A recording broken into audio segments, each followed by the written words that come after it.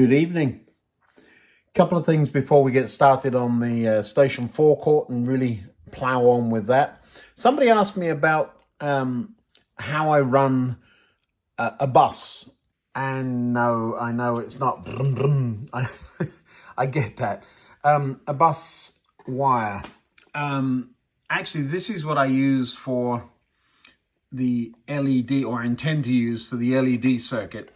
This is the same stuff, only single core. I'll show you. First of all, a tool you probably haven't seen.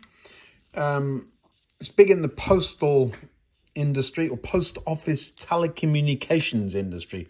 More to, has a little blade in the end of it. Let me take that out and show you. Is it still in? Yeah, there it is. And it's a punch tool. So if you push on it, let me do it. It goes splat, leaves a little mark in your desk. Depending on the blade you've got in, so that one would cut. You see the knife edge on it? That one's a non-cut. And this is the one I was more commonly using.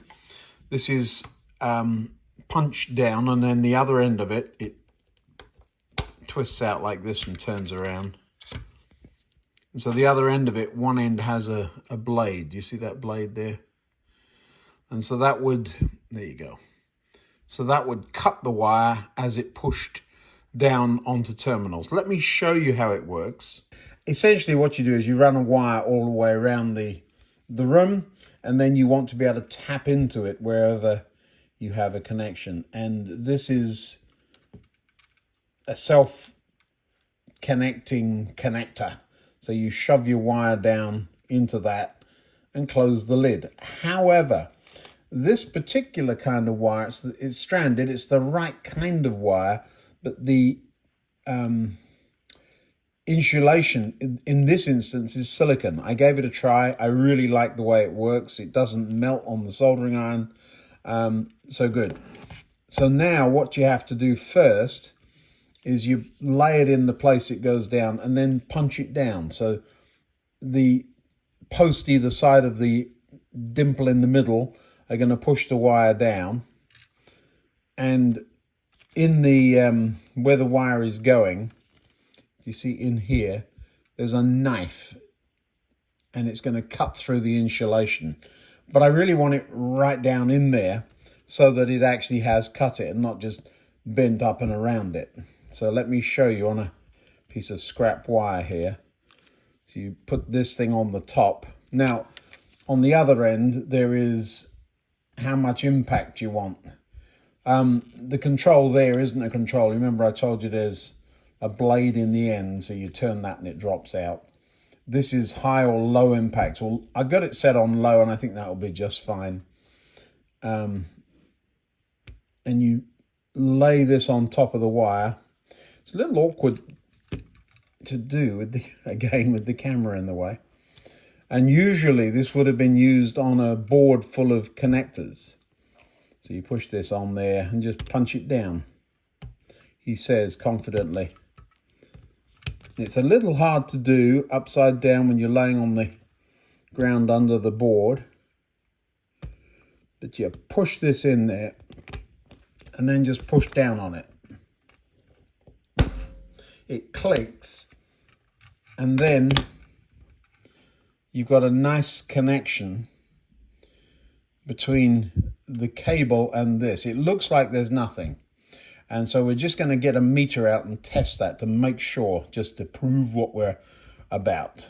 1 second, let me get a meter.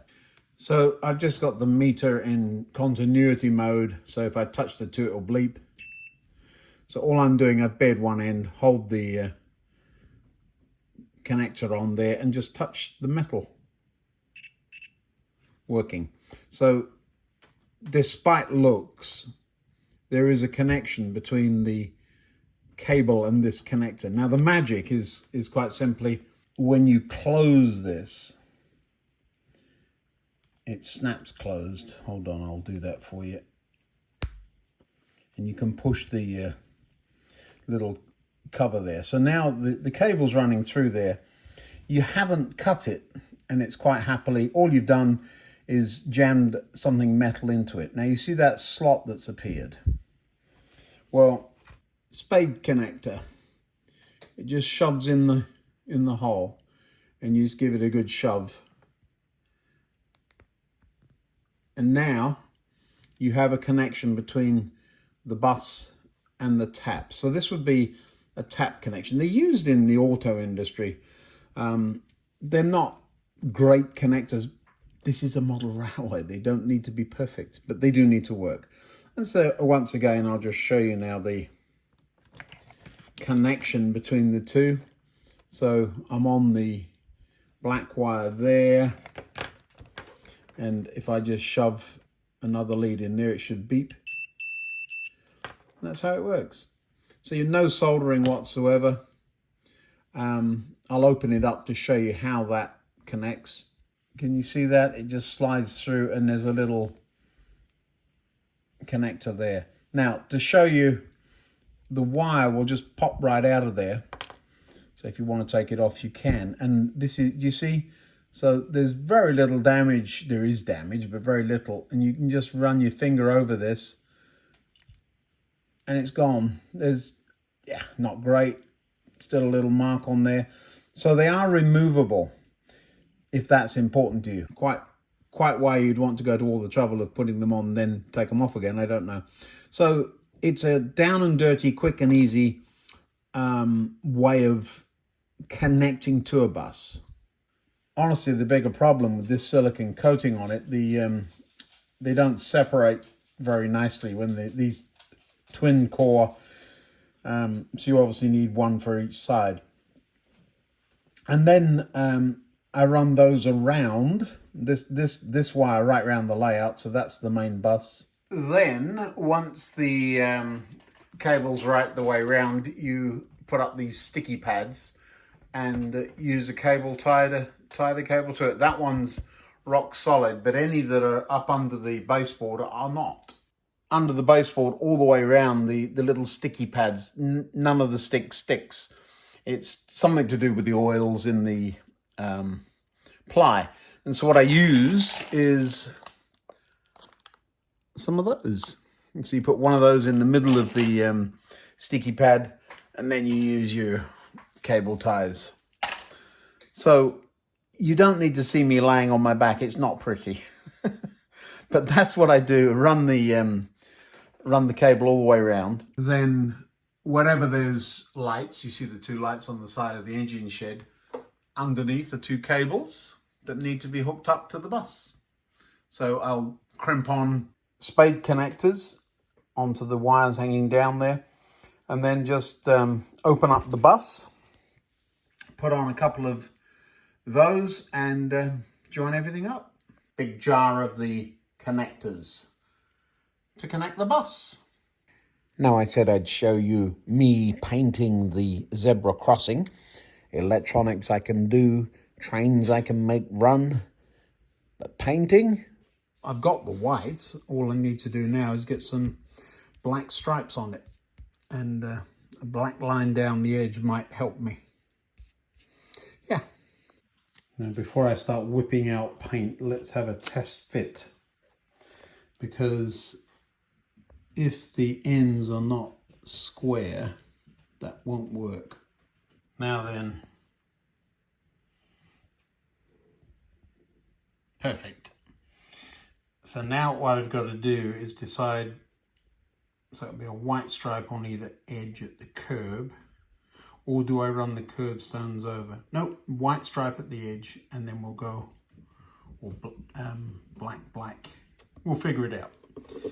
Make them look proportionally right. I did my measurements on the one I cut wrong, and it's quite nicely works out. This is 9 centimeters, so it's a black on each end. I will just check it. I said white when I was over there. The reason I want a black is because if you put a white there, the gunk in the gutter it just looks silly. You've got to have gunk in the gutter, and you can't really do that so easily on a white. So it will be black on the ends. So I will mark this one out, and then we'll just make sure I'm right. The next test will be, can we actually mask it with masking tape and paint it?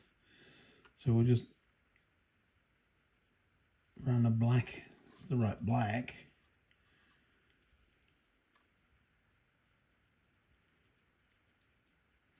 Soaks in, put the lid on, I only need a little bit.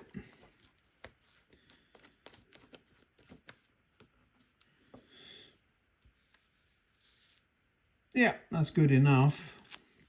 So we can do it. Did that take off any of the... It did.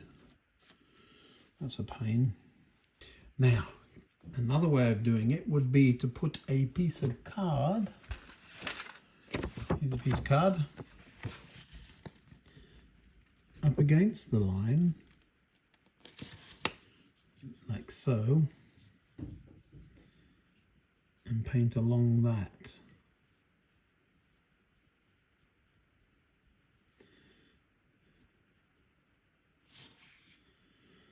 Sort of works. The bleed under is of course going to be there. Try the real thing. Put a daub of black in each one I want to be black. That way there won't be confusion.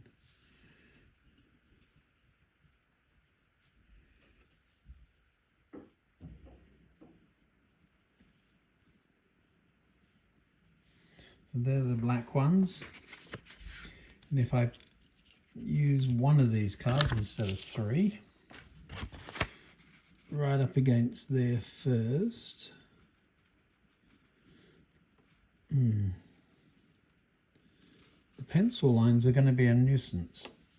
I shouldn't have done that. Right.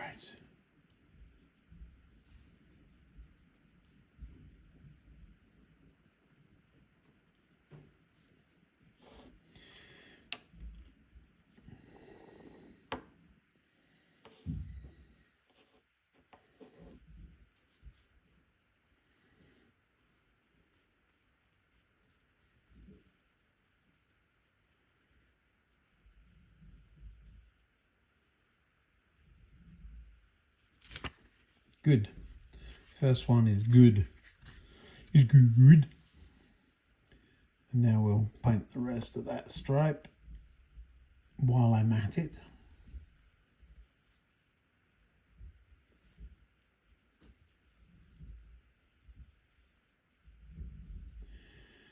For somebody who's never really done any painting, I'm learning the hard way, figuring things out. Now, just to say, the reason I've started with the zebra crossing and the Belisha beacons is I believe those would have been, if I couldn't do it, I would have just snugged everything up. But since we're on a bit of a roll, let's get it done. And then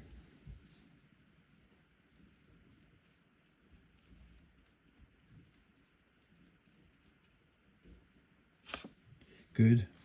That's two.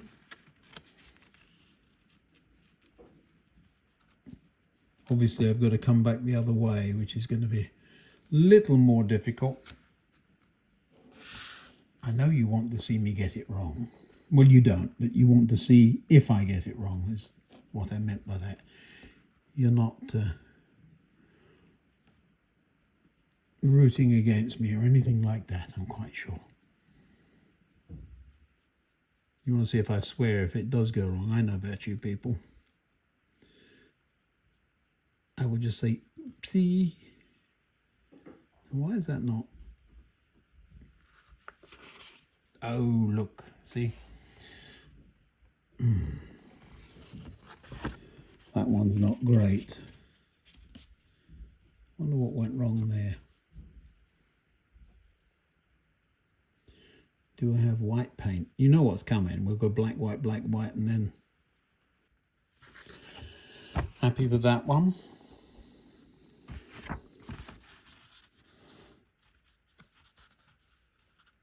It might just look like the white paint has chipped or something.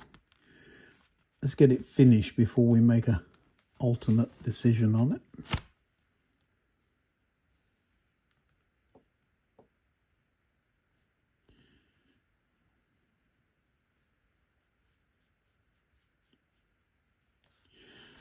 Bad feeling about that one. Yep.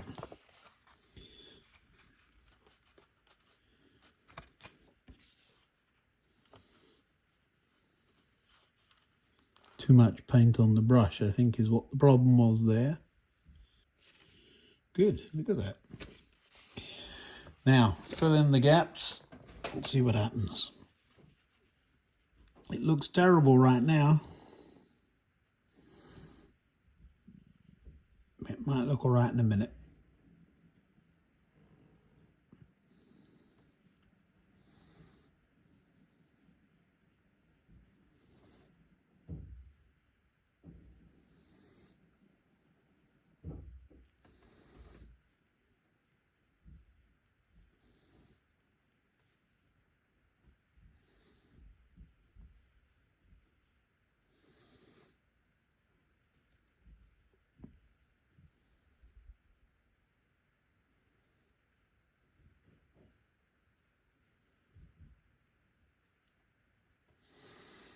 This is the one I don't like here.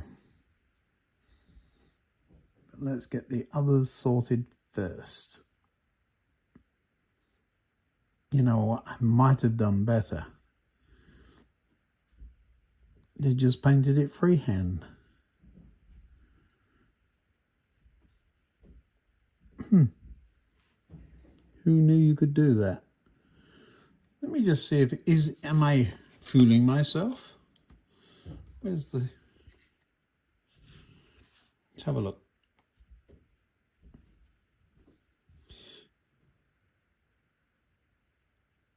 Well, would you look at that?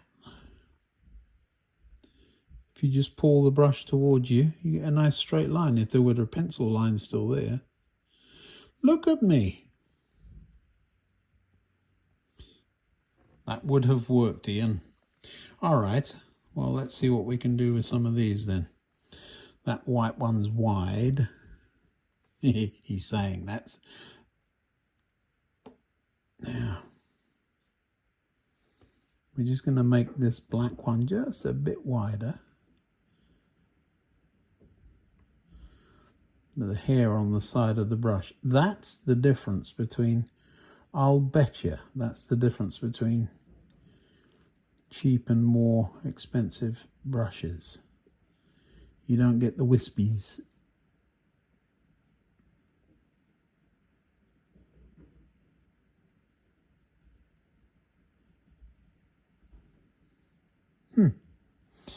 Well, I'm happy with that, actually. Just going to widen the end of this black one out too.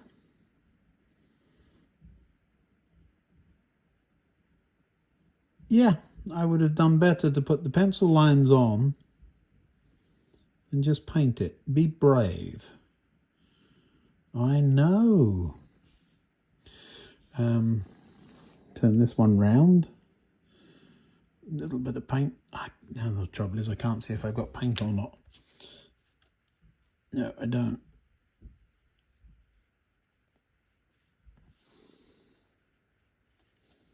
It's about right. Now this one. This is the one I said I had a bad feeling about.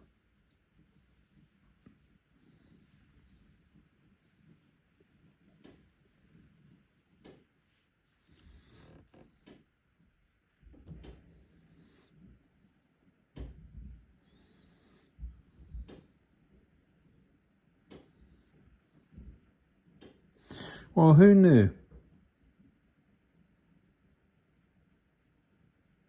There's me thinking all these years it was hard. And it's relatively straightforward. You just got to have a steady hand, which I don't have. Yeah, this one's blobby, isn't it?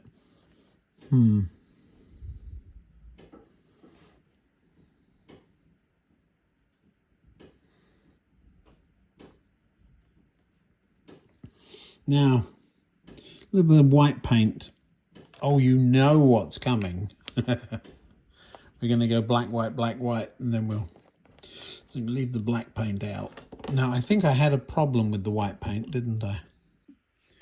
So the first thing is cover up that little blemish there, which was white. And now, since that paint really did dry that quick, all I've done is found a dollop, and I've just dropped my paintbrush in it, which is just silly. Little corner. Now what I'm trying to do here is get rid of that, you see it, that blobby there. Let's see what happens. What's the worst that can happen? Oh my word.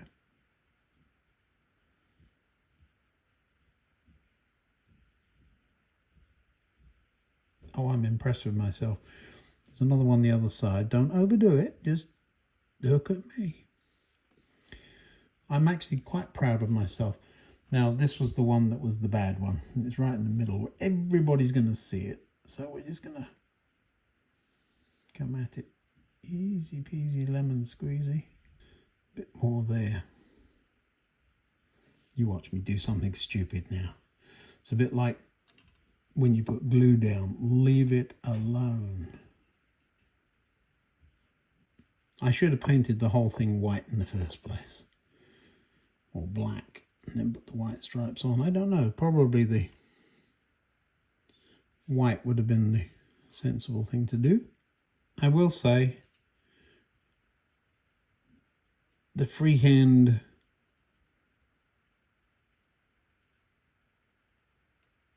line, I had no idea. Have I got paint where I need it and not where I don't? I'm trying to make it catch the light. I don't have any in the middle of that one. I'm happy enough with that. It's not perfect, but it is a first attempt, and I'm very happy with my first attempt. I'm going to throw this bit of paint away before I get tempted to do something silly. And throw that piece away. And pop this. I did something silly. Caught the edge of the card. Now I'm going to go and wash my brushes. An artist. No, I'm just going to wash the brushes so that they don't go all hard. It's acrylic, so I guess we'll be using those brushes again. I was quite happy with that. Never done anything like that. It'll do. It passes the 3-foot test for sure. Now then, where were we before we were so rudely interrupted? Let's get everything sorted out here. I've had to move this. We're going to put that big piece of card underneath the station and draw around it and get that cut so that I've got a forecourt, and that will allow me to get the road in exactly the right place. Our Belisha Beacon circuit, there is a box for it, which I could make into a pillbox or a substation or something, but actually that quite likely would fit into one of the rooms of the station. So I haven't yet finally decided where that's going. Well, it's just too short, but it will work. What I'll do is now draw around this, because I absolutely know it's not square. It dips into the cross channel just a little bit, and I'll get a mark on the width of that by marking it. And then I've got plenty of space here to line the road up with it after I've cut the zigzaggy around the station. So this is like a station forecourt that fits in under the little canopy there. That's what I'm up to. And oh my word, this really shows how not square it is. So what I'll do now is just cut around that and then cut a piece that wide to go in through the mouth of the tunnel there. These are not even parallel. It's interesting, but I will now cut around that and we will have a forecourt that fits in. We'll then put the road on top of it score it, cut it. Well, goodness, I was about to use a straight edge to cut, and of course I can't. It's so catawampus, so I will cut this freehand and see what happens. This could get interesting.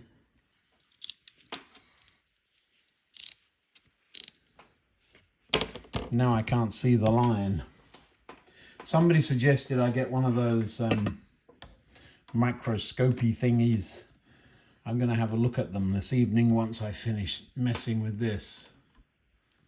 There's the line. See what we can do here.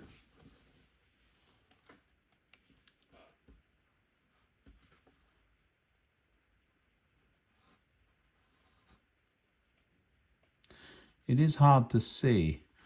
I mean, I don't want a great big Bobo marker pen line there.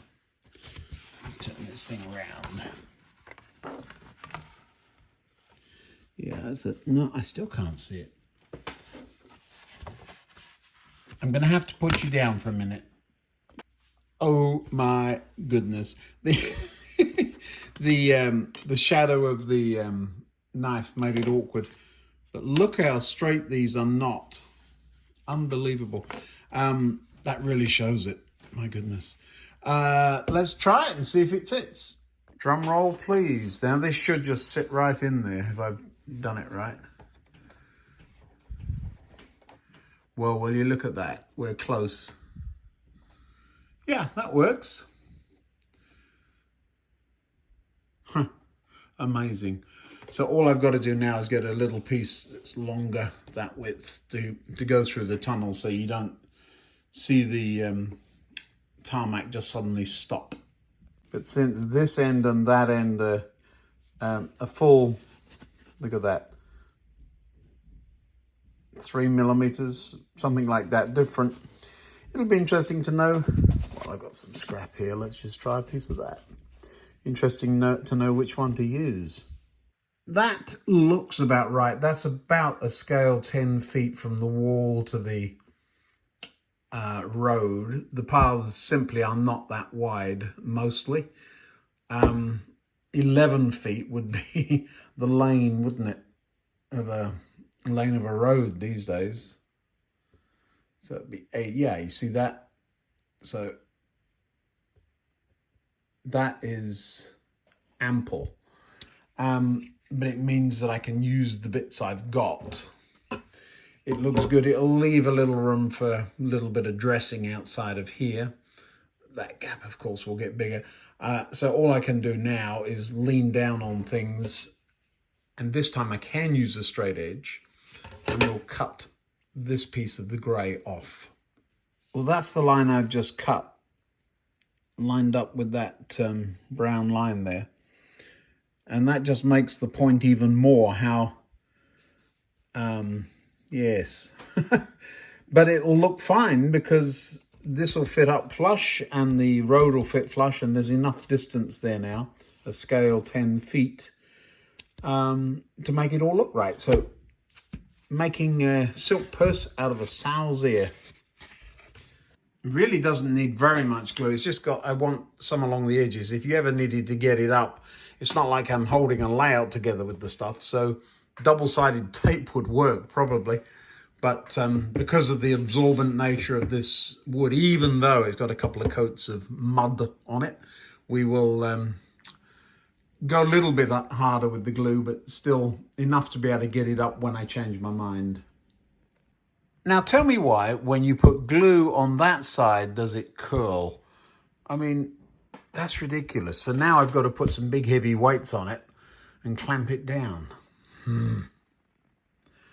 Oh well. I'm told if you wet the other side as well, it curls back, but it doesn't sound right to me. So I'm just going to hold it down. Well, there it is. Weighted down and glued. I could not get it to stop curling, but it appears to be sticking, and once it's dry, we can get on with some stuff. Whilst I've got half the workshop sitting on top of the forecourt to make the glue stay stuck, I have gone and found these lights. The reason I want to use these ones instead of the ones I showed you before is these don't look anything like the Belisha beacons we've made. But the bigger thing, look at the wires. They're straight out. There's no heavy insulation on the end of it. And so when I shove these, let me show you. When I push these through the board, I can set the height so that it just comes through. And then the wires will glue right underneath because we've got trains running right down there. And so I didn't want them sticking through this much like some of the others do. So that's a big help. I had said, well, I only use those on stations. Well, we're going to assume that since this is a bridge, that the station's responsible for it. And so all of the lighting outside of the station will just be station lights and it will look perfectly fine. And then once, whoops, I've dropped one. But once everything's set, we'll get those put in. So I'm at a bit of a loss. Somebody said to me the other day, why don't you put a video together of bloopers? Well, because the bloopers stay in the videos. There aren't any. No, seriously, I just leave them in. What we'll do is I'll throw in an extra video at some point and we'll get on with this project. So you'll probably see another one tomorrow. Hey, thanks for watching. I really do appreciate you. I know we didn't do anything special for the 100th video, but I'm sure we can come up with something soon. See you tomorrow.